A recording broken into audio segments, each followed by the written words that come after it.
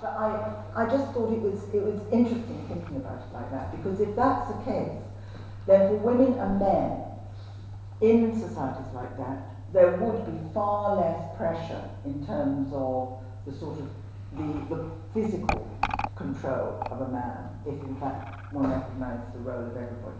But there are big question marks about it. But this is something that clearly the evidence is that in these forms of societies, it was not the idea of the woman as captive. And then, of course, by the time you're developing about 3000 BC, it's the Neolithic Revolution, which is the increased use of agriculture, whether it was first of all herding, or which one assumes it was.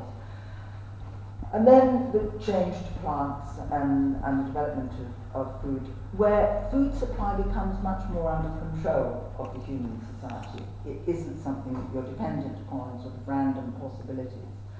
And of course, it's agricultural tools, metals, trade, warfare. All of them are sort of, a concomitant of the formation of these sorts of societies. And it's at this point, of course, that you begin to develop surpluses. If you have surpluses, you therefore have the possibility of being able to hand the surplus on to particular offspring. And if you need to know your offspring, the woman, of course, knows her offspring, because they actually come out of her.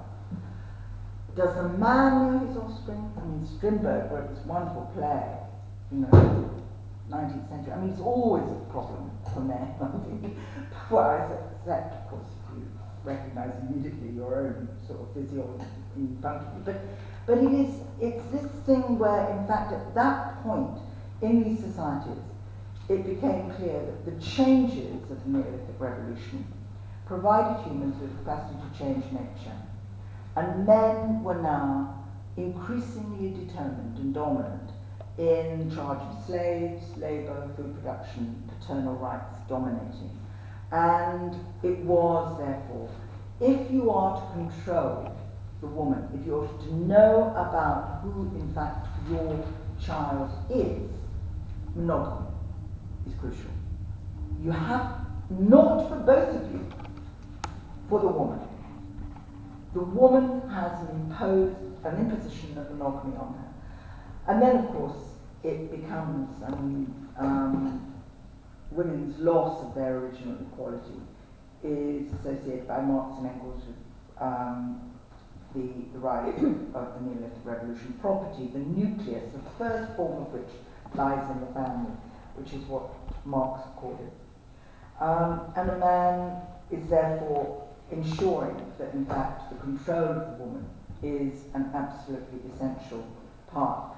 And, I mean, although it appears in Engels that, in fact, the woman doesn't have any productive role, I mean, this is complete, it cannot have been true.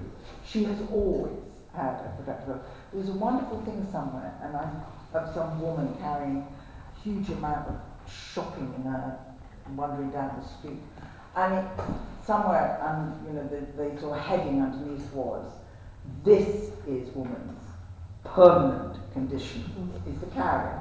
And, whether it was in the pre-class societies or the class societies, women always had a role. They were not just the producers of children. They were, of course, producers as well. And, and then, of course, we get to the period, it was from really sort of ancient Greece right the way through up until the 16th, 17th century, 18th century, where it's the formation of capitalism and the development of capitalism that suddenly became another major break. Because what you'd had up until then was women and men, in, for example, feudal societies, were working together. They were, in fact, work was the thing that you all did, but it was also, to some extent, under your control, in the sense that time was not the thing that was being imposed on you. And I do think, again, going back to Capital, in chapter 10, Marx has this, absolutely wonderful chapter on the working day.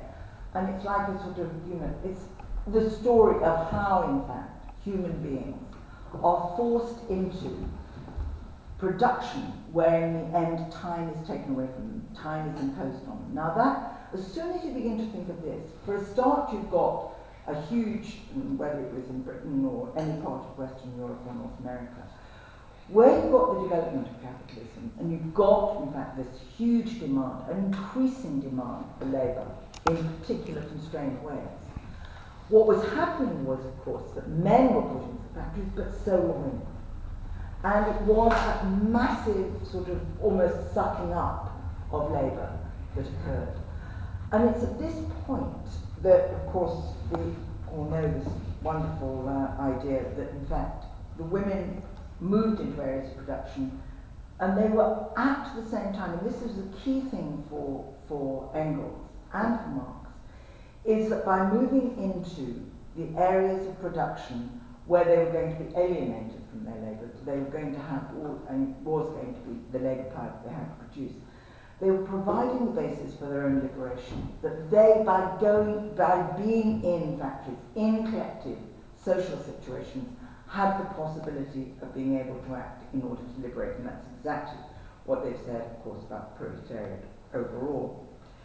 But the thing I think that is crucial is to recognise that capitalism, although it's got this historic tendency to draw women into the labour market, biological reproduction does pose a significant problem to full equality.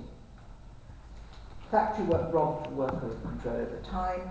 Pregnancy, birth, lactation, all are not compatible with capital production.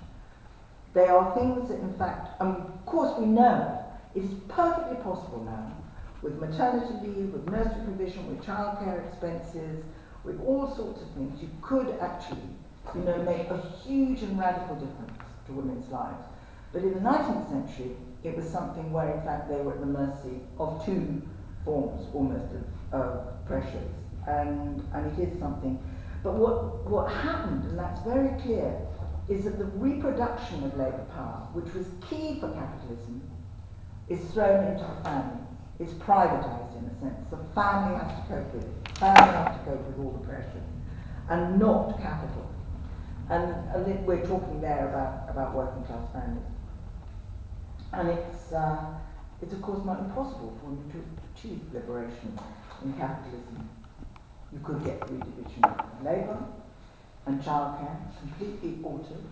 I mean, I can remember sitting, it's very weird talking, because I can remember sitting in a Conway Hall in probably about 1969, it was probably an education along women's oppression or something, and I can remember asking the question, what is it that is, is it possible that capitalism could actually form,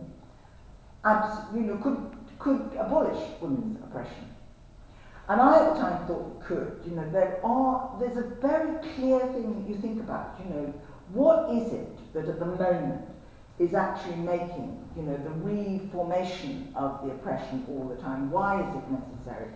Now, is it that in fact it's actually in capitalism's interest, or is it that actually there's a sort of inertia about social change and about, is it one that's calculation or is it the other? And I'm just going to say that if you think about labour and childcare, it is perfectly possible for women to be able to play an absolutely equal role in that. We've just heard about our dear departed Mrs. Thatch, who managed to get to the height, the dizzy height.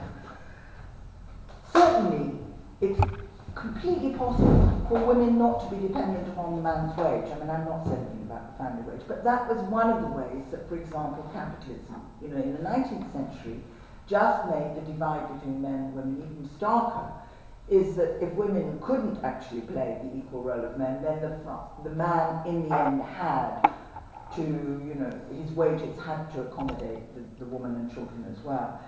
And, remind me before we finish today, I've got to talk to everybody about just that thing about equal wages.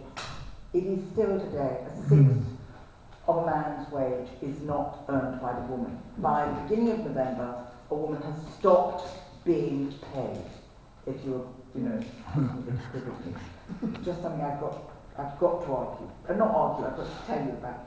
And the other thing, of course, is that whole transformation of the ideology of gender divide, which is so deeply embedded.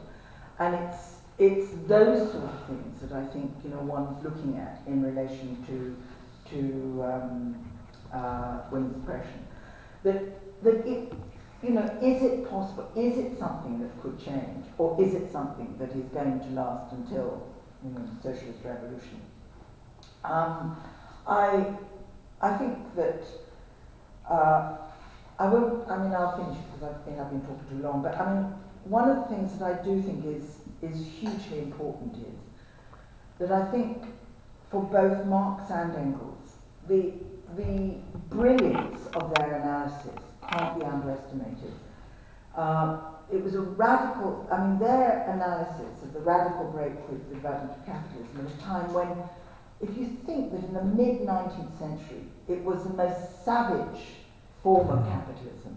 Well, not ever, because it's around still, but if you think of what, in fact, women and men were experiencing in those early factories, the exploitation was absolutely horrendous. And prior to the formation of things like, you know, trade unions and others, I mean, it was, you know, it was really savage. And you would have seen that women's situation was far, far more appalling than a woman who was a peasant, because, you know, her days would be, you know, more under her control. But they, Marx and Engels, were able to understand the logical evaluation of the new mode of production, which could create objective conditions for emancipation. And that, of course, meant the absolutely key importance of women being involved in the labour force, that women would be participating with men. I mean, I just think there are lots to say, but I won't say any more. And just, I suppose, thank you, Fred, for sort of forcing me to two texts again. The one other thing is, I was just thinking, there's, for anybody, I'm sure you don't read the Financial Times, but I do, and 2 weeks ago there was a letter in the Saturday Financial Times from a man wanting to know what was the point of marriage, because, you know, why burden yourself with this person who, you know, you had to look after, or, you know, whatever. And there is a letter today, 2 weeks ago. There's been quite a lot of correspondence about it, because it's clearly some sort of old reactionary. And this woman's, the headline of the letter says, "Women beginning to wonder if men are worth the effort." It's very good. Anyway.